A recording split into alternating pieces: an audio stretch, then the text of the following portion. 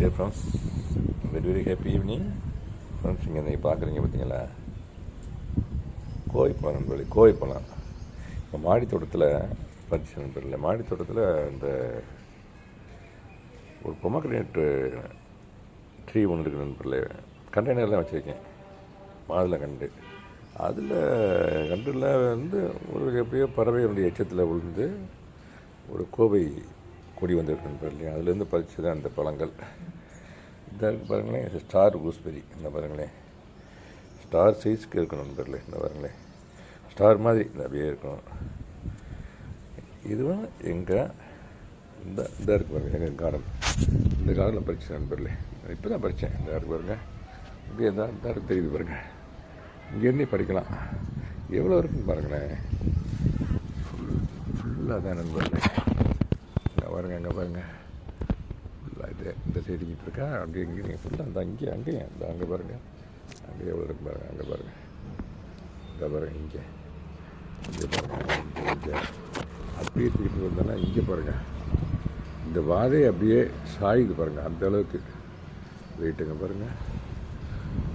அந்த வாதையை இன்னும் கொஞ்சம் காற்றடிச்சா ஒடிஞ்சிருந்தோன்னு டவுட்டாக இருக்குது. வெயிட்டு தாங்காமல் அங்கே பாருங்கள், சாஞ்சிட்டு போகுது.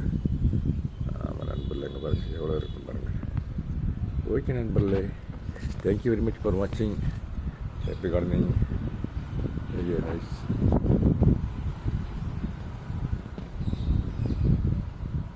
அது மட்டும் இல்லை, இங்கே பாருங்களேன், இந்த பாருங்களேன், இது போன கருவேப்பிலை நண்பர்களே. இதான் பறிக்க போய் கருவேப்பிலை ஆக்சுவலாகவே. ஆமாம், அதாவது இந்த அளவுக்கு இருக்குது நண்பர்களே. பசுமையாக இருக்குது, ரொம்ப பசுமையாக இருக்குது. அதுமே கலரை பாருங்கள், எவ்வளோ பியூட்டிஃபுல்லான கலராக இருக்குன்னு. பசுமையாக இருக்குது. ஆமாம், அது என்ன பண்ண போகிறேன், அதை அப்படியே கொஞ்சம் அப்படியே ஒடிச்சா ஈஸியாக ஒடிச்சிடும் நண்பர்களே. ஈஸியாக ஒடியும். அப்படியே ஒடிச்சு கொஞ்சம் சேகரித்து அதை வச்சு கொஞ்சம் பொடி பண்ணுவோன்ற ஐடியா. அது மிளகு, சீரகம், சோம்பு, அப்புறமேலு உளுந்து பருப்பு, இதெல்லாம் சேர்த்து ஃப்ரை பண்ணி பொடியாக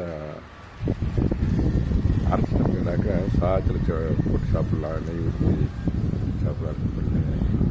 அதனால் ஒரு ஐடியா, இந்த